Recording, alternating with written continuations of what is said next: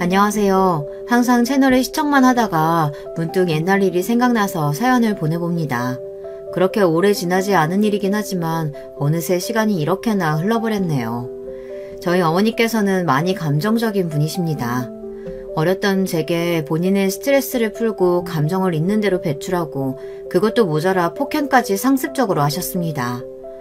한마디로 정리하자면 지독한 가정폭력이었어요.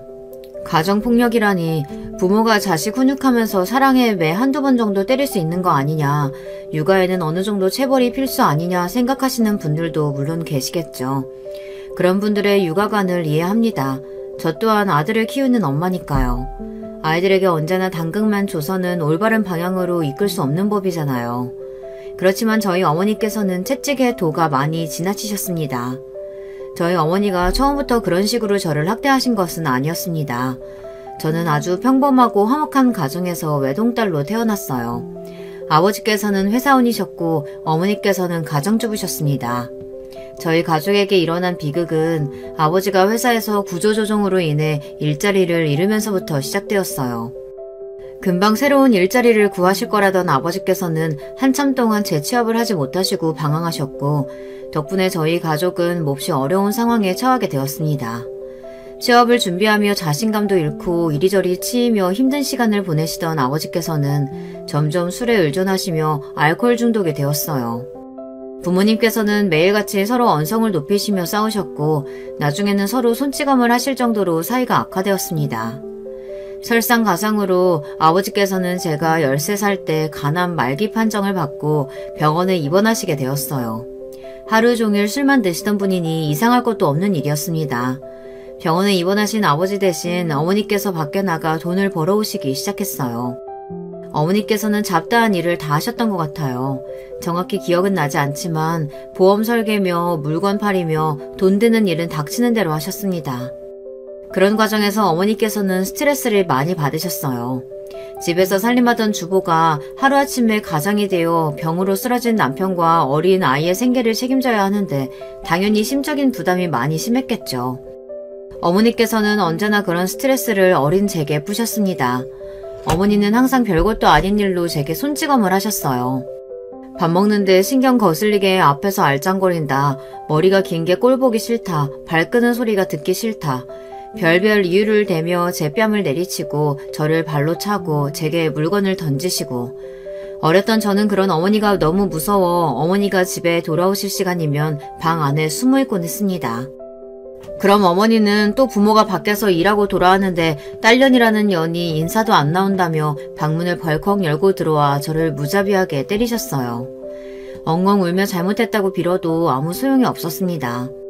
어머니께서는 조금만 거슬리는 일이 있으면 제 옷을 다 벗겨서 집 밖으로 쫓아내셨어요. 제가 대답을 큰 소리로 하지 않는다든지 쳐다보는 눈빛이 마음에 안 든다든지 온갖 말도 안 되는 이유였고 저는 언제나 어머니 눈치를 봐야만 했습니다. 실오라기 하나 걸치지 않은 채 대문 앞에서 쭈그려 앉아 어머니께서 문을 열어주기만을 기다렸어요. 혹시라도 옆집 사람이 오지 않을까, 계단에서 소리가 들릴 때마다 엘리베이터가 움직일 때마다 맨발로 비상구를 이리저리 뛰어다니며 피하곤 했습니다. 그때 당시의 감정이 아직도 생생히 기억나요. 어머니가 믿기보다는 너무 괴로웠던 것 같아요. 차라리 고아원에 가고 싶다고 생각했을 정도였으니까요. 어머니는 저에게 온갖 욕을 서슴지 않고 하셨습니다. 여기다 다 적어내리진 못하겠지만 본인이 낳은 딸에게 어떻게 저런 말을 아무렇지 않게 할 수 있을까 싶을 정도였어요. 그 중에서도 가장 많이 하셨던 욕이 바로 개같은 년이었습니다. 이 단어가 아직도 뇌리에 깊숙하게 박혀있어요. 이것보다 훨씬 심한 말도 많이 하셨지만 이상하게 이 단어가 참 가슴속에 상처로 남아있네요. 저 스스로가 저를 개만도 못한 존재라고 생각했기 때문일지도 모르겠습니다. 그만큼 어머니께서는 저를 함부로 대하셨거든요. 애완견에게도 이것보다는 잘해주지 않을까 싶을 정도로요. 아버지께서는 2년간의 투병 생활을 마친 후 병원에서 숨을 거두셨습니다. 그때까지만 해도 막연한 기대가 있었던 것 같아요. 기적처럼 아버지께서 완쾌하셔서 집으로 돌아오시면 예전처럼 화목하게 살 수 있지 않을까, 아버지와 어머니가 화해하고 행복한 가족이 될 수 있지 않을까. 하지만 아버지의 장례식장에서 그 꿈은 산산조각이 나고 말았습니다. 아버지가 돌아가신 뒤로 어머니께서는 저를 더욱 지독하게 괴롭히셨어요. 저는 완전히 어머니의 감정 쓰레기통이나 마찬가지였습니다. 어렸을 적부터 그런 취급을 당하며 자라니 어머니가 밉기보다는 그런 관계가 당연하게 느껴졌어요. 물론 어머니가 원망스러울 때도 있었지만 세뇌가 되어버렸던 것 같다고 할까요? 내가 정말 못된 아이라 어머니께서 나한테 저런 말씀을 하시는 거야. 내가 좀 더 잘하면 어머니한테 칭찬을 받을 수 있을 거야. 어머니는 나를 사랑하시지만 과격하게 표현하시는 거야. 그렇게라도 생각하지 않으면 그런 비참한 현실을 버텨내지 못할 것 같았어요. 그런 삐뚤어진 관계는 제가 성인이 되고 나서도 여전히 유지되었습니다. 저는 어머니를 혐오하면서도 차마 끊어내지 못했어요. 서로 독이 되는 관계라는 것을 너무나 잘 알고 있었음에도요. 어머니께서는 여전히 저를 어린아이처럼 통제하고 구속하려고 하셨고 본인의 모든 행동들을 정당화시키며 저를 이상한 사람 취급하셨습니다. 다른 집 부모와 자식들도 다 이렇게 산다. 네가 예민한 거다. 자식은 당연히 부모 말을 잘 따라야 하는 거다. 물론 자식이 부모 말 잘 따라야 하는 것은 맞는 말이죠. 하지만 어떻게 자식이 매사 부모 말에 무조건적으로 복종할 수 있겠습니까? 상습적으로 제 뺨을 내리치고 발로 차고 개만도 못한 취급을 하는 어머니 밑에서 어떤 존경심을 가질 수가 있었겠어요. 어머니는 항상 내가 너를 어떻게 키웠는데 너 때문에 내 인생이 이렇게 됐다 이런 말을 달고 사셨어요. 저는 항상 그런 말을 들으며 그럼 그냥 낳지 말지 그랬냐는 대답이 목 끝까지 차올랐지만 차마 내뱉지는 못했습니다. 그래도 어머니께서 저 하나만 바라보며 사셨다는 말은 어느 정도 진실이었어요. 실제로 저를 먹여 살리기 위해 온갖 일을 하시며 젊은 시절을 다 보내셨으니까요. 그런 어머니께 저도 나름대로 책임감을 느끼고 있었어요. 그리고 자식으로 해야 할 도리는 다 할 생각이었습니다. 대학에 가지 않고 바로 취업할 생각이었지만 생각보다 고졸이 일할 수 있는 곳은 많지 않았어요. 2년째 전문제를 나와 작은 규모의 IT 회사에 취업하였고 돈을 벌기 시작했습니다. 그러면서 제 인생에 대한 회의감이 많이 들었던 것 같아요. 인생에 아무런 낙이 없었거든요. 매일같이 회사에 출근해서 흥미에도 적성에도 맞지 않는 일을 하고 상사에게 혼나고 녹초가 되어 집에 돌아오면 상사보다 더한 어머니가 집에서 저를 구박하시고 지옥이 따로 없었어요. 이렇게 살 바에야 그냥 죽는 게 낫겠다 싶은 생각이었습니다. 어떻게 하면 어머니와의 관계를 조금이나마 변화시킬 수 있을까 고민하던 차에 어머니와 둘이 여행을 떠나보기로 했어요.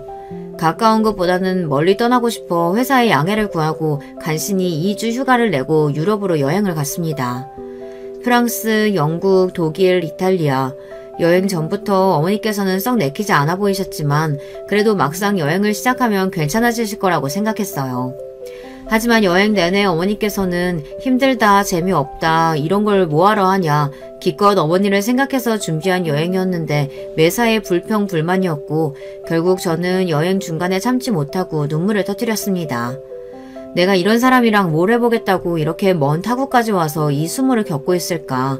둘 중에 한 명만 노력한다고 뭐가 바뀌겠나 싶은 생각이 들었고 결국 남은 일정 동안 내내 호텔에만 누워 있었어요. 아무리 어머니를 이해하려고 노력해봐도 저는 어머니가 이해가 되질 않았습니다. 왜 저렇게 매사에 불만이 많은 걸까? 조금이라도 가진 것에 만족하고 긍정적으로 생각해볼 수는 없는 걸까? 그래도 하나뿐인 가족이고 본인 배 아파 낳은 딸인데 잘 지내볼 생각이 전혀 없는 건가?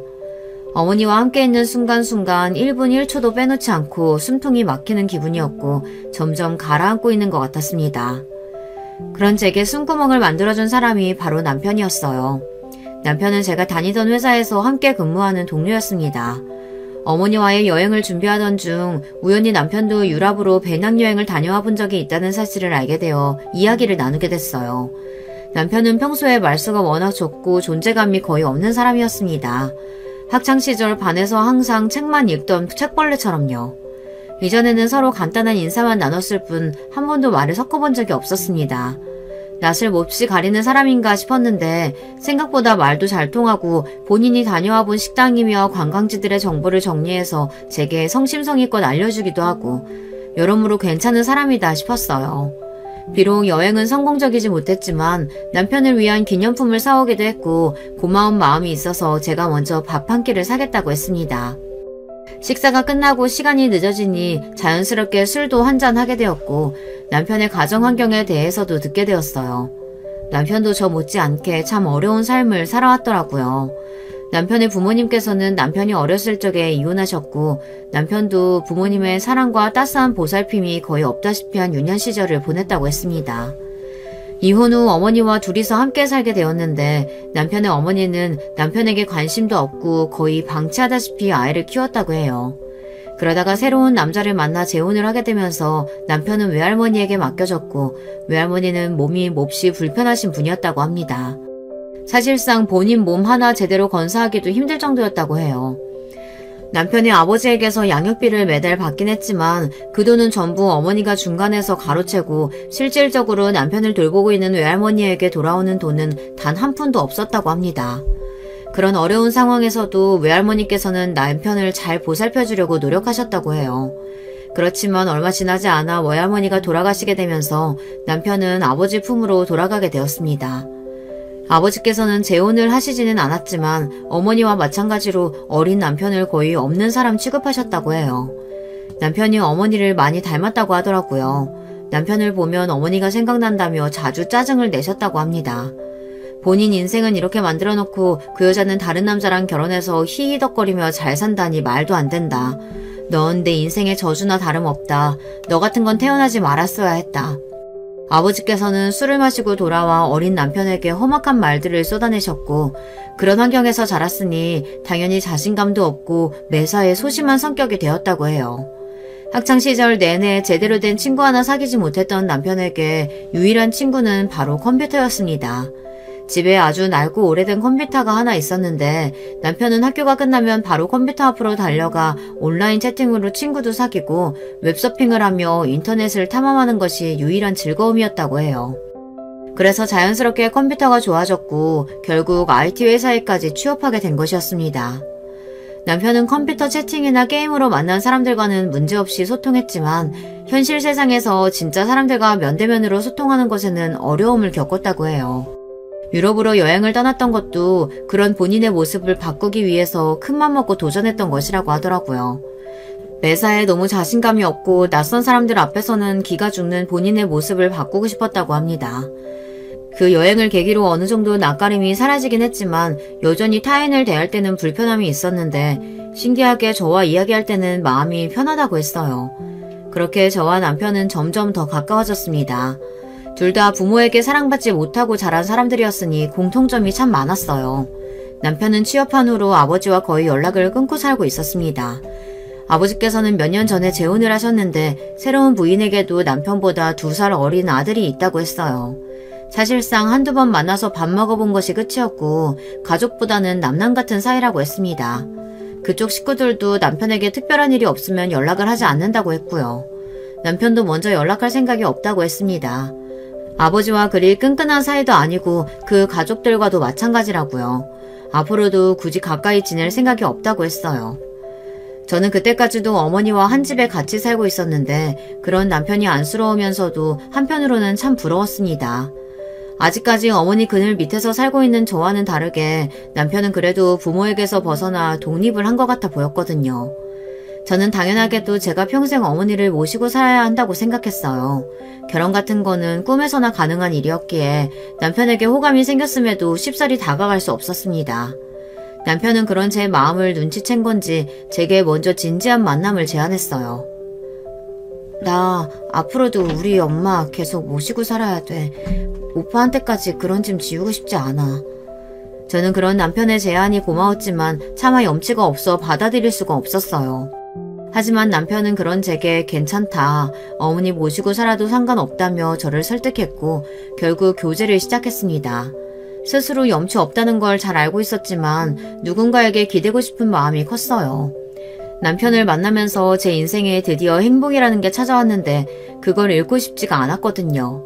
남편은 정말 좋은 사람이었습니다. 조금 무뚝뚝하기도 하고 때로는 아이처럼 철이 없고 인간관계에 미숙해 실수도 많이 하고 대인관계에 어려움을 겪기도 했지만 언제나 결코 나쁜 의도는 없는 사람이었어요. 사이가 깊어질수록 이 남자와 결혼하고 싶다는 생각이 들었고 남편도 마찬가지였는지 저희 둘은 미래를 약속하게 되었습니다.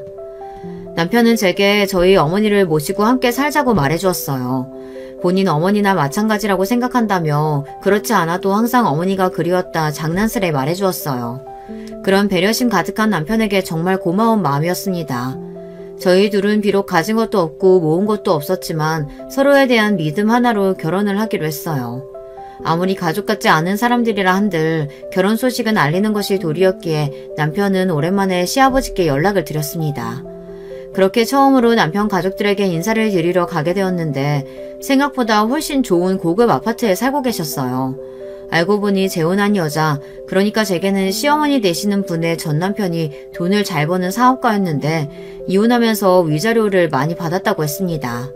그래서 시아버지께서도 재혼하고 시어머니 집에 들어가서 지내고 계셨어요. 시어머니나 도련님이나 딱히 저희에게 관심도 없어 보였고 첫인상부터 썩 호감이 가지는 않았습니다. 저희를 대하는 태도가 돈도 없고 가진 것도 없는 것들이니 우리랑은 사는 세계가 다른 사람들이다 하며 선을 긋는 느낌이었다고 해야 할까요? 어찌되었던 식사 자리는 그럭저럭 나쁘지 않게 마무리되었고 문제는 저희 어머니였습니다. 어머니께서는 제 결혼 소식에 몹시 부정적인 태도를 보이셨어요. 남자는 하나같이 믿을 만한 놈들이 못 되네. 제가 저래 보여도 분명 나중에 뒤통수를 칠 거네. 저주에 가까운 말들을 퍼부으셨고 저는 어머니께서 아무리 그러셔도 남편과 결혼하겠다고 단언했습니다. 결혼 준비를 하는 내내 어머니께서는 저를 통제하지 못해 안달이셨어요. 결혼식은 어디서 해라, 며칠에 해라, 몇 시에 해라, 하객은 몇 명만 불러라, 식사는 어떻게 해라. 제가 알아서 하겠다고 말씀을 드려도 네가 혼자서 뭘 제대로 하겠냐며 본인에게 일일이 다 보고하라고 말씀하셨어요. 심지어 남편 앞에서도 저를 구박하셨어요. 어머니께서 구박하시는 일이야 이미 익숙해질 대로 익숙해져 있었지만 남편 앞에서 그런 취급을 받는 모습을 보이니 너무나 부끄럽더라고요. 어머니께 저는 언제나 벌거벗은 채로 대문 앞에서 덜덜 떨던 어린아이에 불과했습니다. 제가 벌어오는 돈으로 생계를 유지하시면서도 어머니께서는 어떻게든 저를 구속하고 통제하려고 하셨어요. 그런 어머니가 너무 질리고 다 그만두고 싶으면서도 그놈의 혈육이 뭐라고 어머니를 차마 나무라라 할 수가 없었습니다. 부쩍 건강이 안 좋아지시기도 했고 오래 일하시던 직장에서 사고로 다리를 다치시면서 일을 그만두게 되셨거든요. 큰 사고는 아니었지만 어머니께서는 그 뒤로 후유증이 생기셔서 다리를 조금 절뚝이게 되셨어요. 다리도 불편하신 분을 차마 혼자 둘 수 없었고 제가 따로 살자고 말씀드려도 끝까지 고집을 부려 제 옆에 계시려고 할 뿐이었습니다. 그렇게 결혼 준비 내내 스트레스를 받고 몇 번이고 고민을 했음에도 결국 저와 남편은 어머니를 모시고 함께 살게 되었어요. 그렇게 어머니와 둘이 살던 작은 집을 처분하고 방 2개 있는 구축 아파트로 이사해 신혼집을 꾸렸습니다. 그래도 아파트라고 참 좋더라고요. 생전 처음으로 살아보는 아파트였습니다. 낡고 오래된 건물이었지만 그래도 아늑한 보금자리가 생긴 것 같아서 좋았어요. 그렇지만 어머니께서는 집이 마음에 드시지 않는 건지 집이 왜 이렇게 좁냐, 건물이 너무 낡았다며 매일같이 불평불만을 늘어놓으셨고 어떻게든 견뎌보려 했지만 정말 인내심에 한계가 올 정도였습니다. 어머니, 제발 그만 좀 하시면 안 돼요? 저희 형편에 이것보다 더 좋은 집 구하기 어려운 거 아시잖아요. 안 그래도 결혼하고 어머니 모시고 사는 것도 오빠한테 미안해 죽겠는데 도대체 왜 이러시는 거예요? 더 이상은 못 참겠어요. 어머니 딸로 태어난 게 끔찍하게 비참해요. 이럴 거면 그냥 낳지 말지 그러셨어요. 저도 어머니 딸로 태어나고 싶지 않았어요. 그렇게 가슴속에 담아두었던 말을 눈물과 함께 쏟아내고 집을 뛰쳐나왔습니다. 도저히 어머니와 한 공간에 있고 싶지 않았어요. 남편도 저를 급하게 따라 나왔고 저는 집 앞 놀이터에 주저앉아 한참을 오열했어요. 조금 진정이 된 후 남편이 편의점에서 사온 캔맥주를 한 캔 따서 마시며 옛날 이야기를 했습니다. 남편도 부모님께 받은 상처가 많은 만큼 제 심정을 잘 이해해 주었어요. 그래도 미우나 고우나 어머니신데 돌아가시기 전까진 잘 모셔보자. 어머니 요즘 건강도 안 좋으시잖아. 내가 옆에서 또 도와줄게. 남편의 말에 고개를 끄덕이고 자리에서 일어났습니다. 남편 말대로 미우나 고우나 날 낳아주신 어머니신데 그런 식으로 행동해서는 안 됐다는 생각이 들었어요. 평소에 어머니가 좋아하시던 달달한 주전부리를 몇 개 사서 집에 돌아갔는데 집이 텅 비어 있었습니다. 다리도 불편하신 분이 혼자 어딜 나가신 건가 싶었어요. 곧 돌아오시겠지, 잠깐 바람 쐬러 나가신 거겠지 하고 1시간, 2시간 기다리는데 새벽이 다 되도록 어머니께서는 들어올 기미가 없으셨습니다. 전화도 받지 않으시고 너무나 불안한 마음이 들었어요. 그렇게 경찰서에 실종 신고를 하려던 무렵 병원에서 연락이 왔습니다. 교통사고가 났다고요. 아무래도 어머니께서는 뛰쳐나간 저와 남편을 찾으러 나오신 것 같았어요. 졸음운전을 하던 트럭 운전수가 어머니를 보지 못하고 사고가 난 것이었습니다. 급하게 병원으로 실려가셨지만 결국 어머니께서는 다시 눈을 뜨시지 못하고 그렇게 허무하게 돌아가셨습니다. 어렸을 적부터 수도 없이 어머니가 돌아가시고 자유의 몸이 되는 상상을 해왔었지만 그런 식으로 갑작스러운 이별이 될 줄은 정말 꿈에도 생각하지 못했어요. 어머니가 돌아가시기 전 마지막으로 드린 말씀이 지금까지도 가슴에 비수가 되어 남아있습니다. 너무나 죄송하고 한없이 슬픈 마음뿐이에요. 지금 이 글을 쓰는 순간에도 저도 모르게 눈물이 흐릅니다. 그렇지만 다시 과거로 돌아간다고 해도 어머니께 더 잘해드릴 자신은 없어요. 저는 정말 최선을 다해 어머니를 모셨다고 자부할 수 있습니다. 그렇지만 어머니께서 저 때문에 돌아가신 것 같다는 생각은 지울 수가 없어요. 그날 그렇게 어머니와 말다툼을 하지만 않았어도 어머니께서 불편한 다리로 거리를 헤매다가 차에 치일 일은 없으셨을 테니까요. 어머니께서 돌아가시게 된다면 마냥 마음이 후련해질 줄로만 알았는데 지금도 마음의 짐이 아주 무겁게 남아있습니다. 그렇게 어머니를 보내고 한동안 많이 힘들어했어요. 남편이 그런 제 옆에서 많이 도와줬고 점점 마음의 안정을 찾아가던 차에 아이를 임신하게 되었습니다. 솔직히 좀 겁이 났어요. 내가 좋은 부모가 될 수 있을까? 평생 보고 배운 거라곤 어머니께서 제게 하셨던 행동들밖에 없는데 저도 모르게 아이에게 집착하고 통제하려 들지 않을까?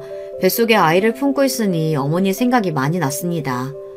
어머니도 날 이렇게 10달 동안 품고 계셨겠지. 그동안 무슨 생각을 하셨을까?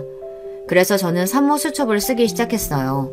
매일매일 생각을 기록하고 아이가 태어나면 좋은 엄마가 되어야지 생각하면서요. 저희 아이의 태명은 선물이었어요. 임신한 사실을 알게 된 날이 제 생일이었거든요. 어머니가 돌아가시고 힘든 시간을 보내던 제게 선물같이 찾아와준 아이라서 선물이라고 부르기로 했습니다. 선물이는 별 문제 없이 잘 자랐어요. 입덧이 지독하게 심하긴 했지만요. 임신 중기가 되자 좀 줄어들긴 했지만 그래도 임신기간 내내 입맛이 없고 잘 먹지를 못했습니다.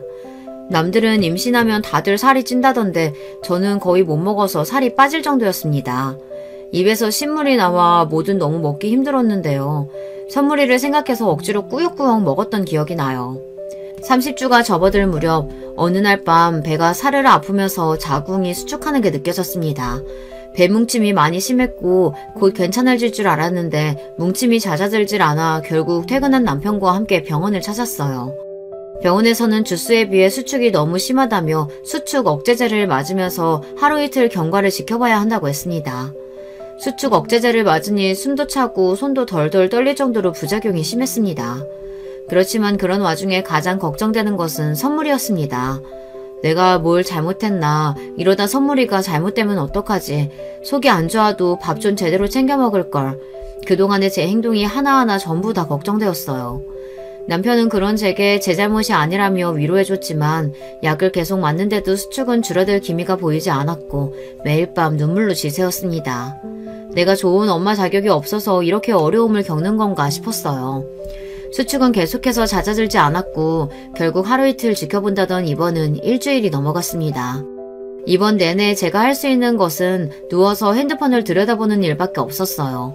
핸드폰으로 하루 종일 자궁 수축과 조기 출산에 대해 찾아보고 불안한 마음으로 지내다가도 엄마가 불안하면 아이도 불안할 거다. 선물이를 생각해서 애써 긍정적으로 생각하려 노력하기도 하고 그러면서 어머니 생각이 참 많이 났습니다. 어머니께서도 저를 뱃속에 품으셨을 때 참 고생을 많이 하셨었다고 했거든요. 만약 어머니가 살아계셨으면 지금 날 보고 어떤 말을 해주셨을까. 아마 걱정보다도 나 때는 너보다 더했다 핀잔을 주셨겠지만 그래도 그 순간만큼은 어머니가 참 보고 싶었던 것 같아요. 매일매일 링거를 맞고 있으니 화장실 가기도 불편하고 불러오는 배에 거동도 힘들고 팔은 주사바늘로 완전히 벌집이 되었습니다. 병원에서 지내던 것이 한 달이 넘어가고 매일매일 선물이를 생각하며 울었어요. 그렇게 버티고 버텨 37주에 선물이를 낳았습니다. 선물이는 태어나자마자 폐에 조금 문제가 있어 기계로 들어갔고 그 소식에 아이를 낳고도 많이 울었어요. 제가 못난 엄마라 선물이가 아픈 것처럼 느껴졌습니다. 그래도 다행히 아이는 큰 문제 없이 회복했고 무럭무럭 자랐습니다. 그렇지만 아이가 두 돌이 되어갈 무렵부터 조금씩 이상한 증세가 보이기 시작했어요. 선물이는 평범한 아이들처럼 말도 잘 하지 못했고 주변 환경에 크게 반응이 없었어요.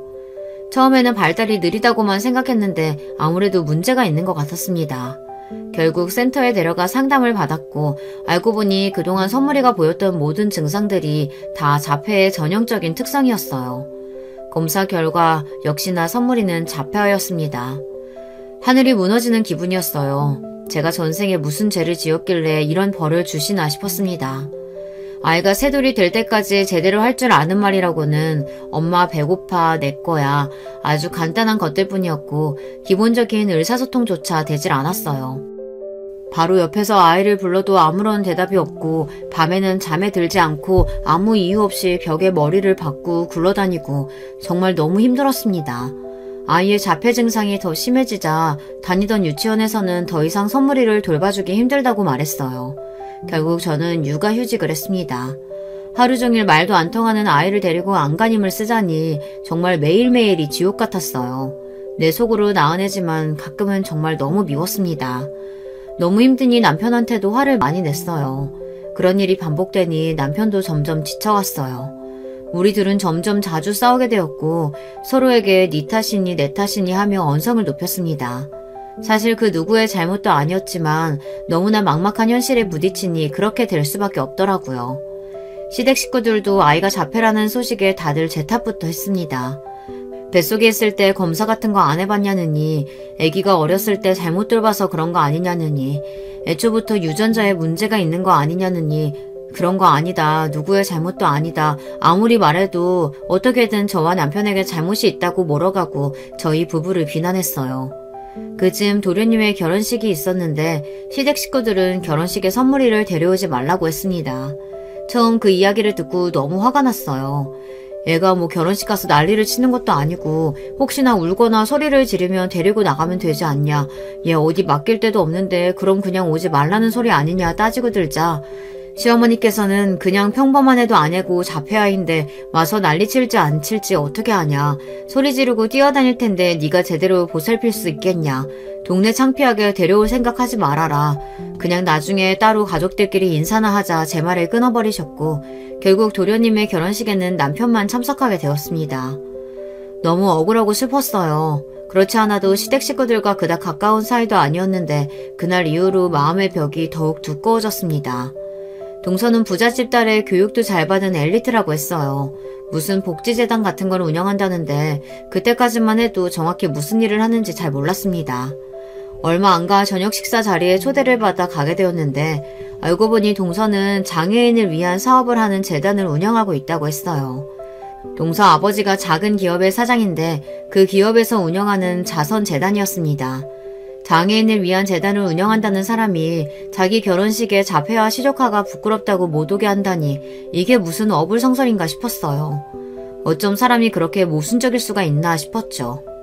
선물이를 키우면서 참 세상에는 아픈 아이들이 많고 복지 시스템이 열악하구나 싶었습니다. 일주일에 3-4번씩 애 데리고 수업을 받으러 다니고 그마저도 수업 잡기가 쉽지 않았어요. 사회센터 같은 곳에서 자폐아를 위한 미술 수업을 해준다는데 대기를 걸어놓으면 몇 년을 기다려야 한다고 하더라고요. 수요는 많은데 공급이 없으니 벌어지는 일이었죠.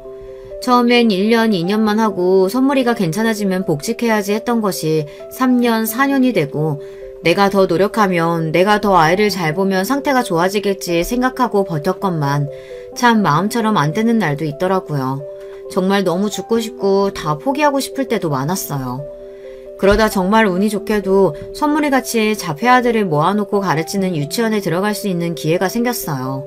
조금 숨통이 트이는 기분이었습니다. 유치원에 들어가면서 가장 크게 바랬던 것은 선물이가 앉아있어야 할 땐 앉아있고 본인의 이름을 부르면 돌아보고 잠시라도 무언가에 집중하고 배울 수 있는 아주 기본적인 것들이라도 할 수 있게 되었으면 좋겠다는 바람이었어요. 자폐아 유치원에는 저 같은 처지의 엄마들이 많았습니다. 저는 모든 자폐아 엄마들이 저처럼 현실에 찌들어 하루하루 힘들게 살아갈 거라고 생각했는데 그렇지가 않았어요. 다들 너무 활기차고 열심히 살아가고 있었습니다. 자폐아 유치원에 다니면서 정말 많은 것이 달라졌어요. 내 인생은 밑바닥이고 너무 힘들고 매일매일 죽고 싶다는 생각만 하며 살았는데 자폐아 유치원에서 비슷한 처지의 엄마들을 만나 평범한 주부들처럼 함께 쇼핑도 가고 카페에서 수다도 떨고 육아 정보도 공유하고 사람 사는 것처럼 살 수 있게 되었어요. 물론 힘든 일도 있었습니다. 자폐아 유치원이다 보니 수업이 잘 진행되지 않는 날도 많고 사고가 나기도 하고 아이들끼리 자주 다투기도 했어요. 그래도 다들 비슷한 처지의 엄마들이니 각자 아이의 실수도 잘 이해해주고 서로 보듬어주며 점점 사이가 끈끈해졌습니다. 그 중에 가장 친하게 지냈던 언니가 있었는데 선물이보다 1살 많은 남자 자폐아를 키우는 엄마였어요. 저와 2살 터울이었고 사는 곳도 가까워서 가장 자주 만나고 속에 있는 얘기도 많이 터놓고 지냈습니다. 언니는 아이가 자폐아인 걸 알고 난 후로 남편과 많이 싸웠고 결국 합의점을 찾지 못해 이혼을 했다고 했어요. 실제로 자폐 부모 중에는 이혼한 사람들이 많아요. 저와 남편도 한때는 정말 갈라서 자고 진지하게 이야기한 적도 있었습니다. 자폐아를 키우다 보면 은근히 돈이 많이 들어가요. 각종 프로그램도 프로그램이고 자폐아 유치원도 보통 유치원보단 원비가 훨씬 비쌌습니다. 물론 시설에 따라 다르겠지만요. 보통 부모들 중 한 명이 완전히 하루 종일 붙어서 아이를 보살피다 보니 외벌이 가정인 경우가 많은데 혼자서 버는데 아이에게 들어가는 돈은 평범한 아이보다 훨씬 많으니 다들 그렇게 형편이 넉넉할 수가 없었어요. 언니는 그나마 우리 중에 형편이 제일 나았지만 전 남편이 잘나가는 변호사라 영육비를 많이 받는다고 했어요. 그래서 종종 저희 부부에게 돈도 빌려주고 간간히 밥도 사주고 했어요. 다들 하루 벌어 하루 먹고 살기도 빡빡한 사람들이었기에 서로서로 돕는다는 게 이런 거구나 느꼈습니다. 서로 어려운 처지에 있으니 더욱 끈끈하게 느껴졌어요. 든든한 동료들이 생긴 기분이었습니다. 그러던 어느 날이었어요. 그날은 센터에서 미술 수업을 봤는데 그날따라 선물이가 말도 너무 안 듣고 난리를 쳐서 온몸에 물감을 뒤집어 쓴 채로 지친 몸을 이끌고 집에 돌아왔는데요. 웬일로 남편이 먼저 집에 와 있었어요. 남편은 집에 돌아온 저를 바로 얼싸안고 빙글빙글 돌았습니다. 도대체 왜 그러냐 물어보니 남편은 이제 우리 벼락부자가 됐다고 소리를 쳤어요. 그래서 도대체 그게 무슨 말이냐, 복권이라도 당첨됐냐 물어보니 혹시 비트코인이라고 들어봤냐고 물어보더라고요. 네, 여러분이 아시는 그 비트코인이요. 요즘에야 하도 유명해져서 모르는 사람이 없다고 하지만 당시만 해도 아무도 아는 사람이 없었습니다. 남편은 신나서 막 이야기를 하는데 남편이 무슨 소리를 하는지 도통 알아들을 수가 없고 하루 종일 구르다 오느라 피곤하지 몸은 젖어서 찝찝하지 알겠으니 애 좀 봐달라고 하고 씻고 그냥 잠에 들어버렸던 기억이 나요. 얼마 지나지 않아 뉴스에서 시끄럽게 떠들어대는 걸 보고 남편이 통장에 찍힌 돈을 보여주고 나서야 실감이 났던 것 같습니다. 어렸을 적부터 그렇게 컴퓨터만 끼고 살던 사람이라 호기심에 몇만 원 정도 사놓았던 코인이 말도 안 되는 금액으로 불어난 겁니다. 인생 살면서 제게는 항상 불행한 일만 있었는데 살다 보니 이런 행운도 찾아오는구나 싶었어요. 남편은 그동안 고생 정말 많았다며 우리 이제 좀 더 편하게 살자. 선물이 좋은 가정교사도 붙여주고 더 좋은 치료도 받고 당신도 이제 하루 종일 선물이 따라다니면서 스트레스 받지 말고 좀 쉬자고 했어요. 하늘이 제게 내려주는 2번째 선물 같았습니다. 첫 번째 선물을 잘 보살피느라 고생 많았으니 잘했다며 2번째 선물을 주시는 거라고 생각했어요. 남편은 아이처럼 신나서 어디로 이사갈까 무슨 차를 살까 고민하기 시작했고 저도 비싸서 쳐다도 못 봤던 교육시설이나 가정교사들을 알아보기 시작했습니다. 유치원을 그만둔다고 하니 다들 무슨 일 있냐면서 걱정을 했어요. 솔직히 얘기해봤자 좋을 일 없을 것 같아 유치원 사람들에게는 그냥 멀리 이사가게 되었다고 둘러댔습니다. 아무리 동료같이 끈끈하게 지내던 사이라고 해도 굳이 말하고 다닐 필요는 없다고 생각했어요. 그래도 가장 친하게 지내던 언니한테는 말하고 싶어 밥 한 번 먹자 제가 사겠다 얘기했어요. 언니는 형편도 어려우면서 뭘 사냐며 자기가 사주겠다고 했지만 제가 아니라고 비싼 걸로 말하라고 언니 먹고 싶은 걸로 대접하겠다고 했어요. 그렇게 식사 자리에서 그동안의 이야기를 다 털어놓고 언니에게 빌렸던 돈에 이자까지 넣어서 한 번에 갚았습니다. 그동안 신세 너무 많이 졌다. 다른 사람들은 몰라도 언니한테는 이야기해야 될 것 같아서 말한 건데 다른 사람들에게는 말하지 않아줬으면 한다 부탁하니 언니 표정이 묘하더라고요. 한 일주일쯤 뒤에 유치원에 마지막으로 받을 서류가 있어 오랜만에 들렀는데 엄마들이 전부 저를 보고 수근수근대고 있었어요. 무슨 일인가 싶었는데 서류를 건네주던 유치원 교사가 제게 어머니 더 좋은 곳으로 옮기신다면서요? 개인 교사도 붙이시고 좋으시겠어요. 이제 선물이 앞으로 더 좋아질 일만 남았네요. 하고 이야기를 꺼내는 겁니다. 너무 놀라서 어떻게 아셨냐 물어보니 소문이 쫙 났다며 그 언니가 동네방네 제 이야기를 떠벌리고 다녔다고 했어요. 너무나 충격적인 얘기에 바로 언니에게 전화를 걸어 내가 비밀로 해달라고 부탁하지 않았냐, 어떻게 이럴 수 있냐, 왜 그랬냐 따지고 들었고 언니는 아주 냉랭한 목소리로 답했어요. 너야말로 어떻게 그럴 수가 있어? 우리 그동안 동료처럼 끈끈한 사이 아니었어? 돈 좀 생겼다고 그렇게 바로 애 데리고 나가는 게 맞니? 넌 남은 애들 불쌍하지도 않아? 돈이 생기면 다니던 유치원에 투자를 해주거나 가족처럼 지내던 애들을 위해 써줄 생각을 해야지. 네 아들만 좋은 시설에서 좋은 교육 받으면 다니? 난 지금까지 우리가 그 정도 사이라고 생각 안 했어. 돈 좀 많아졌다고 그렇게 홀랑 도망가는 사람 친구도 아니라고 생각해. 그러니 앞으로 연락할 필요 없어. 여기 다른 엄마들도 다 나랑 똑같은 생각이니까 너 혼자 잘 먹고 잘 살아라. 말문이 턱 막히고 뭐라고 설명할 수 없는 기분이었어요. 그렇게 한마디 제대로 답조차 못하고 전화를 끊었는데 집에 돌아오는 내내 마음이 너무나 복잡했어요. 내가 정말 이기적인 건가? 언니 말처럼 끈끈하게 동료처럼 지내던 사람들이었는데 한편으로는 죄책감이 느껴지기도 하고 한편으로는 내가 그렇게 큰 잘못을 했나? 사람이라면 다들 나처럼 행동하지 않을까? 그동안 그렇게 고생하면서 살았는데 혼자서 이 정도 행복도 맛보지 못하는 건가? 억울한 마음도 크고 한참을 고민하다 결국 남편과 상의해서 선물이가 다니던 유치원에 기부를 하기로 했습니다. 꼭 그럴 필요도 없었지만 그렇게라도 해야 제 마음이 조금이나마 편해질 것 같았어요. 그런 일을 한번 겪고 나니 주변 사람들에게 더더욱 부자가 되었다는 사실을 알려서는 안 되겠다는 생각이 들더군요. 당연히 시댁 식구들에게는 입도 뻥끗하지 않았습니다. 저희 가족은 옛날이라면 꿈도 못 꿔봤을 고급 아파트로 이사를 했고 억소리 나는 차도 2대나 샀습니다. 남편은 아이처럼 신나하며 저와 선물이를 태우고 드라이브를 했어요. 그렇게 순수하게 기뻐하는 남편의 모습은 연애할 때 이후로 처음 보는 것 같았어요. 남편은 새 차에 신나했지만 저는 그래도 제가 항상 타고 다니던 낡은 마티즈가 좋았습니다. 선물이 자폐 진단받고 회사 그만두고 애 데리고 이곳저곳 다닐 곳이 많이 생겨서 그때 면허 따고 처음으로 산 차였어요. 많이 낡긴 했지만 그만큼 항상 붙어 다니고 정도 많이 든 차였는데 저는 딱히 차에 대한 욕심도 없었고 화려한 차를 끌고 다녀봤자 사람들 이목만 끌 것 같아 남편이 차를 바꿔주겠다고 했지만 거절했습니다. 돈이 다가 아니라지만 돈이 있으니까 참 좋긴 했어요. 1:1로 교육해주는 전문 학교도 보낼 수 있었고 몇 년을 대기해서 들어갔던 미술 수업도 돈만 내면 언제든지 바로바로 받을 수가 있었습니다. 제가 피땀 흘려 24시간 붙어 다니며 선물이를 보살필 때보다 전문가들의 손에서 훨씬 안정적이고 좋아 보이니 조금 씁쓸하기는 했어요. 그렇지만 그만큼 저에게도 자유시간이 생겼고 정말 오랜만에 숨 쉴 틈이 생겼습니다. 여유가 생기니 남편과 사이도 더 좋아졌어요. 셋이서 여행도 가고 신혼으로 돌아간 것 같았어요. 제가 하루 종일 붙어서 애를 보지 않으니 애한테도 더 관대해지고 세상이 참 아름답게만 보였습니다. 시간이 조금 지나자 남편은 시댁 식구들에게 모든 것을 말하고 싶은 눈치였지만 저는 조금만 더 지켜보자며 남편을 설득했어요. 그러던 와중에 시아버지의 생신날이 되었고 오랜만에 고급 식당에서 다 함께 저녁 식사를 하게 되었습니다.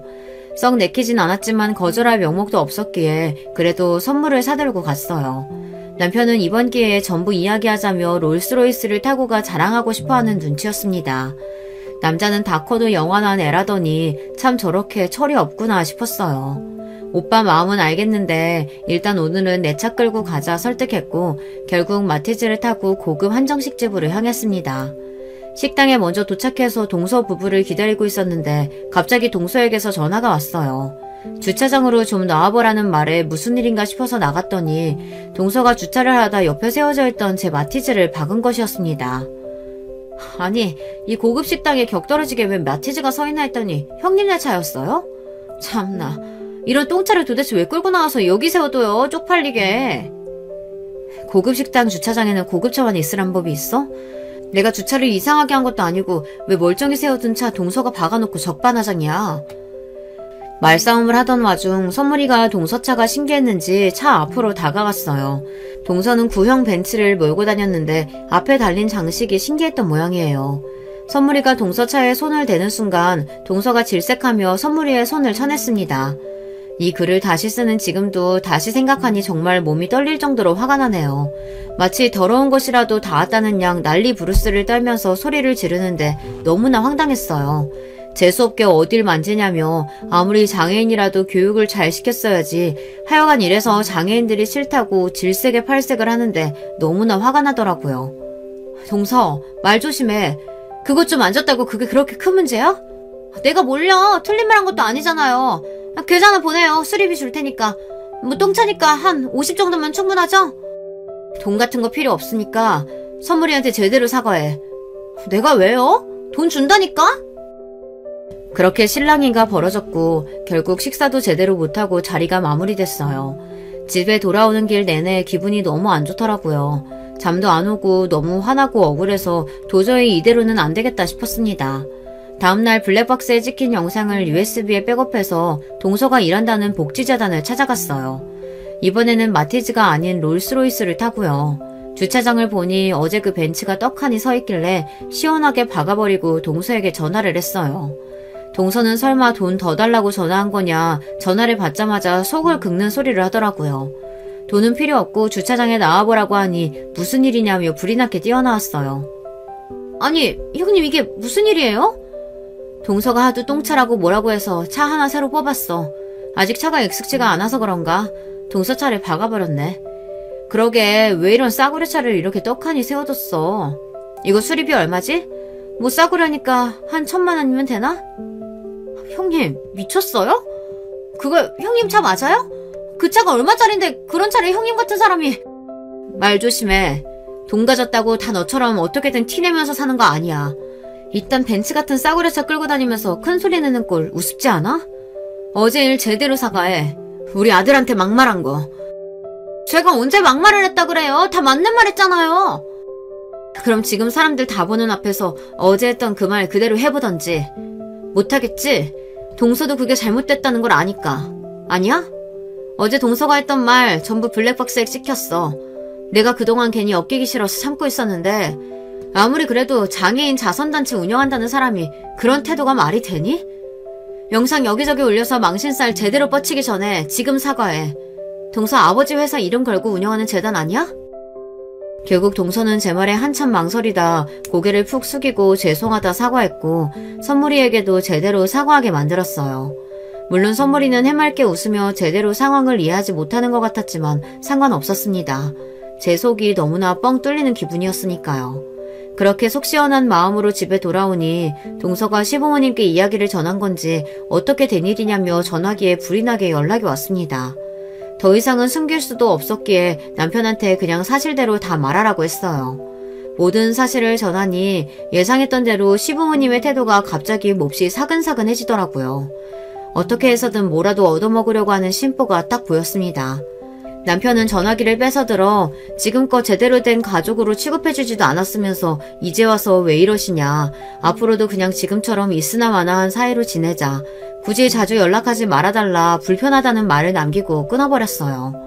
그 이후로 계속 연락이 왔지만 칼같이 쳐내고 이전처럼 딱 할 도리만 했습니다. 명절이나 생일 등에 찾아뵙고 인사드리고 적당히 용돈 드리고요. 처음에는 그래도 뭐라도 떨어질까 사근사근하게 굴던 사람들이 저희가 아무것도 주지 않겠다 던언을 하니 이제는 전처럼 대면대면합니다.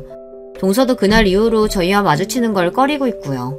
지금은 시간이 꽤 흘러서 그때의 감정이 많이 무뎌지기도 했고 선물이도 상태가 많이 좋아졌어요.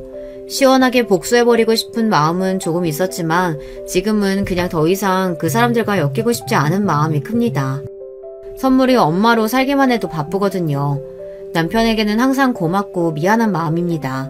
물론 미울 때도 많았지만 그래도 남편이 있어 지금 이 자리까지 올 수 있었으니까요. 앞으로도 인생은 어떻게 흘러갈지 모르는 법인데 부디 우리 가족 모두에게 큰일 없이 평탄하게 여생을 살아갈 수 있길 바래요. 마지막으로 이 글을 빌어 선물이에게 짧게 편지를 쓰고 싶습니다. 우리 선물이 부족한 엄마 만나서 그동안 정말 고생 많이 했어. 선물이를 미워할 때도 많았고 원망할 때도 많았지만 한 가지 절대 변하지 않는 사실은 엄마는 선물이를 너무나 사랑한다는 사실이야. 앞으로도 영원한 네 편이 되어 엄마가 눈 감는 날까지 널 지켜줄게. 하늘에서 내려온 우리 선물, 앞으로도 행복하게 건강하게만 지내자. 엄마가 많이 사랑해. 여러분, 두 번째 사연 시작하기 전에 좋아요, 구독 꼭 눌러주실 거죠? 그럼 두 번째 사연 바로 시작합니다. 안녕하세요. 저는 경기도 성남에 거주하고 있는 40대 부록 나이의 여자예요. 사람 나이가 40 정도 되면 이제 유혹에 흔들리지 않게 된다 해서 부록이라고 칭한다고 하는데 과연 저는 그 호칭에 걸맞은 사람일까 싶어서 스스로도 궁금해지네요. 확실히 20대, 30대의 적보다 세상을 바라보고 생각하는 자세가 달라진 것 같긴 합니다. 인생 선배님들이 많이 계실 것 같은 사연에 빠지다 채널에 저의 옛 이야기를 꺼내놓자니 영 민망하긴 한데요. 모쪼록 좋게 봐주시면 고맙겠습니다. 먼저 밝히는 점은 제가 입양아 출신이라는 거예요. 저는 4살 되던 해에 보육원에 버려졌어요. 그래서일까요? 한간에 미운 4살이라는 표현이 있잖아요. 아이 키우다 보면 4살 때가 투정이 심해서 부모 입장에서 힘들다는 거죠. 그런데 저는 그 표현을 들을 때마다 심장이 철렁 내려앉습니다. 제가 다름 아닌 4살 나이에 버림을 받아서 그런 것 같아요. 친부모님 얼굴은 솔직히 기억이 없어요. 그래서 남은 추억 역시 없고요. 하지만 버림받았다는 좌절감만은 그 어린 나이에도 뚜렷하게 있었네요. 그리고 제가 7살 되던 해에 새로운 부모님을 만났습니다. 저는 제 친정 엄마께서 저에게 따스한 미소로 손을 내밀어 주셨던 그날을 절대 잊을 수 없어요.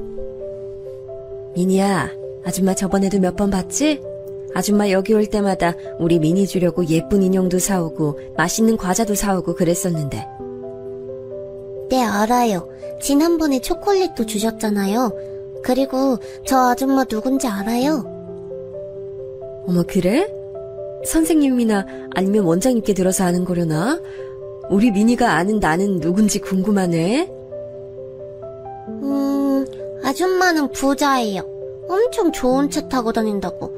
그래서 아줌마가 오면 원장님이 웃고 있는 거라고 언니 오빠들이 얘기하는 거 다 들었어요. 엄마께선 재밌다는 듯 웃으시더니 제 머리를 쓰다듬어 주셨고 이내 제게 손을 내미셨습니다. 저는 그 손을 붙잡고 보육원 뒷길을 함께 산책했었는데요. 어린 마음에도 설레고 떨렸습니다. 제 나이 7살의 봄이었죠. 그리고 그해 단풍이 서서히 물들기 시작하던 가을에 저는 입양됐죠. 제게 친절하셨던, 보육원에 종종 들러 직접 봉사활동도 하셨던 그 부자 아줌마는 제 엄마가 되셨어요. 모두가 저를 부러워했어요. 입양되어 보육원을 떠나던 날, 저는 난생 처음으로 태어나길 잘했다는 생각을 했네요. 성민이로 살아왔던 제가 박민이가 되어서 초등학교에 들어갔습니다. 부자라고 알려진 그대로 집안은 꽤 부유했죠. 이런 부잣집에 제가 들어가서 딸로 살아도 되는 걸까 싶은 고민이 그 어린 나이에 계속 들었을 정도였어요. 믿어지지 않았죠. 앞으로 네가 살 집이고 넌 우리 집 식구야. 그 사실만 명심하면서 살면 돼. 알았지, 우리 막내딸? 네, 감사합니다, 엄마. 엄마는 웃으면 인상이 환해지는 분이셨고 무표정하게 계실 땐 왠지 모를 카리스마가 은은하게 풍기는 분이셨어요. 이런 멋진 분의 딸로 살아갈 수 있어서 저는 세상에서 제일 가는 행운아라고 생각했죠. 아빠는 살갑거나 다정한 분은 아니셨지만 저를 딸로 여겨주셨고요. 제 위로는 언니와 오빠가 있었는데 둘 다 저를 괴롭히거나 텃세를 부리는 것 하나 없이 처음부터 친절했던 것으로 기억합니다. 그런 잡음을 내기엔 언니와 오빠가 저와 나이 터울이 크기도 했죠. 저를 늦은 나이에 입양하신 게 아니라 친정엄마께서는 언니와 오빠를 일찍 낳으신 경우였어요. 엄마가 21살일 때 언니를 낳으셨으니까요. 제가 중학교 입학을 앞두고 있었을 때 관련된 이야기를 해주신 적이 있었죠. 그때 한창 대학생활 하던 중이었는데 덜컥 뱃속에 생명이 들어섰으니 집안이 뒤집어졌고 난 소중한 생명을 포기할 수 없어서 다른 걸 포기하기로 했어. 대학도 휴학계 냈고 유학 가기로 돼 있던 건 없던 일이 돼버렸지. 엄마, 너무 젊고 어릴 때였는데 아쉽거나 후회되진 않았어요? 아쉽지 않았다면 거짓말이겠지? 하지만 후회는 안 했어. 내가 우리 미니를 내 딸 삼기로 결심하고서 한 번도 후회하지 않았듯이. 나는 내 자식들이 가장 우선이고 중요해. 외갓집이 지역 유지로 꼽힐 만큼 탄탄한 집안이었고 특히 엄마께서 어렸을 때부터 영특하셔서 집안의 기대가 컸다네요. 그래서 엄마께서는 이른 나이에 혼전 임신이라는 변수만 안 겪으셨어도 아마 다른 걸 물려받고 다르게 사셨을 뿐이에요. 하지만 상황이 그렇게 되면서 집안에서 미운털 벗긴 신세가 되셨고 거의 육아에만 집중하며 사셨죠. 보육원 봉사를 직접 다니신 것만 봐도 알 수 있듯 아이들을 워낙 좋아하고 아량이 넓으신 분이라 사람 안 쓰고 손수 언니와 오빠를 즐겁게 키우셨다고 해요. 친정 부모님은 8살 차이의 부부셨는데요. 조금은 형편이 어려운 집안에서 나고 자란 아빠께선 대학을 나오시고 취직하신 이후에도 가족들에게 생활비를 대주고 빚을 갚아주고 이러느라 시달리셨대요. 그러셨던 분이 엄마와 결혼하시게 되면서 특수장비의 외판을 제작하는 공장을 맡아 운영하게 되셨습니다. 원래 엄마의 사촌오빠 되시는 분께서 집안 자금으로 시작하셨던 거래요.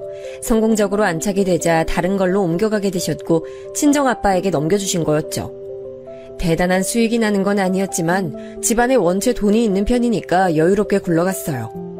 언니는 대학을 미국으로 갔는데 아예 거기서 눌러 살게 됐고요. 오빠는 원래 평범하게 경영학 공부를 하며 취미로 사진 찍으러 다니던 사람이었는데 집안 상황이 급변하면서 지인들이 있는 일본으로 건너가 그곳에서 음식도 배우고 식당에서 일도 하고 돈 받고 사진 찍으러 다니면서 그렇게 살았습니다. 급변한 집안의 사정은 불행하게도 이어진 부도였습니다. 불행은 한꺼번에 파도처럼 밀려온다더니 딱 그랬어요. 제가 고등학교 재학 중이었는데 집에는 드라마에서나 봤던 빨간 딱지가 덕지덕지 붙었고요. 돈 내놓으라고 소리 지르는 빚쟁이들이 집 앞에 늘 죽치고 있었습니다. 저는 그때 뭣도 모르던 때였으니까 현금 운용이 불안하게 돌아가더니 이럴 줄 알았다는 등 전부 다 알거지가 돼서 길바닥에 나앉게 됐다는 등 이런 이야기들이 처음엔 와닿지 않았어요. 하지만 친정엄마께서 처음으로 아빠를 향해 소리 지르는 모습을 보고 나서 집안에 닥친 비극이 피부로 느껴졌습니다. 당신이 제대로 하는 게 뭐야? 애초에 내가 그걸 맡아서 했으면 이렇게까지 오지도 않았어. 오히려 집안 위기를 타파할 열쇠를 내가 가지고 있었겠지. 근데 무능한 당신이 그 일을 맡아서 해서 모든 게 망쳐진 거야, 알아? 그럼 처음부터 나한테 그 일을 안 맡겼으면 됐잖아. 여자는 중책을 단독으로 맡아서 할 수 없다고 보수적으로 나왔던 건 바로 네 집안 사람들이잖아. 그래놓고 왜 이제 와서 내 탓을 하고 자빠졌어? 뭐? 네 집안 사람들? 우리 집안 덕분에 여태까지 잘 누리고 잘 살았으면서 은혜도 모르나 봐. 말 한번 곱게 한다. 정말 교양 넘친다, 당신. 비꼬지 마. 지금까지 은연중에 나 깔보고 얕잡아보고 무시하고 네 집안 사람들이 나한테 그렇게 해왔던 걸 내가 몰라서 가만히 있어왔던 줄 알아? 너도 똑같아. 결국은 속으로 날 우습게 여겨왔지? 없이 자란 놈이니까 무시 정도는 해도 된다고 속으로 그렇게 여기면서 살아왔겠지. 내가 그 속을 다 알고 있어. 그건 당신 자격지심이고 당신 모난 부분인 거야. 그걸 왜 나랑 우리 집안 사람들한테 전가해? 지겨워. 정말 지긋지긋해. 아무것도 모르던 나이에 나를 꼬드겨서 여기까지 오게 한 당신이라는 존재가 나는 너무 저주스러워. 엄마께서 울부짖는 모습을 몰래 훔쳐본 저는 큰 충격에 휩싸였어요. 그날 이후론 부모님을 예전처럼 바라볼 수 없었죠. 2층짜리 단독주택은 더 이상 우리 가족의 보금자리가 아니었습니다. 투룸짜리 작은 빌라로 이사가게 됐죠. 저는 고등학생이었기 때문에 이른 아침부터 아주 늦은 밤까지 학교에 머물렀어요. 자정이 다 돼서야 집에 왔고 아침 해가 뜨자마자 등교 준비를 했죠. 집에 있기 싫어서 더 서둘러 나가고 굼뜨게 들어온 측면도 있었습니다. 그렇게 학교에서 오래 있었지만 저는 대학에 갈 생각은 없었어요. 집이 풍비박산난 시점에서 저는 제가 입양하라는 사실을 자꾸만 상기하게 됐습니다. 나는 내가 알아서 살아야 돼. 나는 진짜 자식도 아닌데 날 위해서 이 힘든 시기에 그 어떤 부담도 지시라고 할 수 없어. 고아였던 나를 지금까지 먹이고 입히고 다 해주신 것만 해도 난 충분히 감사해야 되잖아. 대학 학비가 저렴한 곳으로 간다고 해도 각종 책값이며 생활비는 어떡할 거야. 그리고 대학 다니는 동안은 어쨌든 공부를 하는 거지. 돈을 버는 건 아니잖아. 그냥 바로 취업해야겠다. 내가 먹고 살 길은 내가 알아서 빨리 마련하는 게 최선이다. 어디서 뭘 하고 다니시는지 얼굴 뵙기도 어려워진 아빠와 급한 대로 대형마트의 고정진열 사원으로 일하게 되신 엄마 사이에서 저는 스스로 느끼기에 낙동강 오리알 신세였습니다. 두 분이 깜짝 놀라시기도 했고 반대하시기도 했지만 어쨌든 저는 결국 대학을 가지 않았어요. 곧바로 대기업 이름 달고 있는 공장에 들어가 일을 시작했죠. 돈도 많이 벌고 돈을 쓸 시간은 없으니 저축도 잘 됐습니다. 기숙사 생활을 했고 그 이후엔 자취 생활을 했기 때문에 자연스럽게 친정 부모님과는 먼 거리감으로 지냈어요. 그리고 제가 24살이 되던 해 엄마께서 저에게 결의 가득한 모습을 보이셨습니다. 민희야, 묵묵하게 주어진 상황을 버텨나가며 최선 다하는 너를 보면서 내가 힘을 얻고 반성도 했어. 내가 이렇게 주저앉아 있을 때가 아닌데, 이러라고 내가 이날 이때까지 살아온 게 아닌데 내가 왜 바보같이 상황 속에 갇혀 머물러 있는 걸까 스스로 채찍질하게 되더라. 다시 사업해볼 거야. 원래 우리 집안 것이었던 그 사업 내가 일으켜보려고 그래. 아무도 몰래 품어온 생각이지만 그건 원래 네 아빠한테 갈 게 아니라 바로 내 몫이었던 일이라고 여겨왔으니까 이제라도 해보려고 해. 엄마, 정말 잘 생각하셨어요. 나는 엄마라면 반드시 해낼 거라고 그러실 수 있다고 믿어요. 전 늘 엄마한텐 대단한 에너지가 잠들어 있다고 어렸을 때부터 생각했거든요. 결과가 어떻든 난 무조건 엄마 응원할 거예요. 그리고 이번이 아니더라도 반드시 어느 때든 엄마는 성공할 거라고 믿어요. 고마워, 우리 막내딸, 우리 미니. 나는 내가 태어나서 가장 잘한 일 중 하나가 너를 품은 거라고 생각해. 엄마 맘 알지?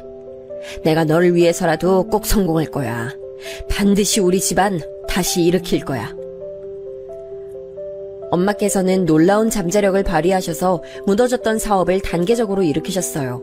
조금씩 천천히, 그러나 아주 분명히 사업은 기지개를 켜고 있었습니다. 한편 저는 25을 기점으로 공장 일을 아예 그만뒀어요. 공장에서 만난 분들이 제게 한결같이 이 일은 짧게 치고 빠지는 일이다 라고 하는 이유가 있더라고요. 오래 할 게 못 됐어요.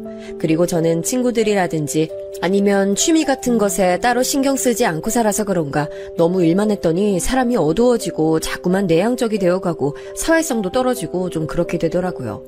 스스로 그걸 체감할 정도였으니 남들이 보기엔 제가 얼마나 무채색 같은 사람일까 싶어 이 일을 오래 하면 안 되겠다는 결심을 했습니다. 부잣집에서 학창시절을 보냈다고 하면 아무도 안 믿을 만큼 그런 모습으로 살고 있었고요. 공장을 나온 뒤에 자격증 공부를 열심히 해서 3개를 따는 뒤 그걸로 사무직에 취업했어요. 돈을 많이 주는 것도 아니었고 비전이 좋은 것도 아니었지만 스스로는 뭔가 해냈다는 생각이 들어 기뻤습니다. 사무직으로 출퇴근하다 보니까 옷이며 신발도 새로 사게 됐고요. 자신감이 워낙 부족한 저였지만 용기 내서 연애도 해봤어요. 서툴기 짝이 없었죠. 그랬던 제가 정말 민망하고 부끄럽게도 혼전 임신으로 결혼하게 됐습니다. 남편은 저보다 2살 위였고 저에 비하자면 너무나 번듯한 직장에 다니고 있었어요.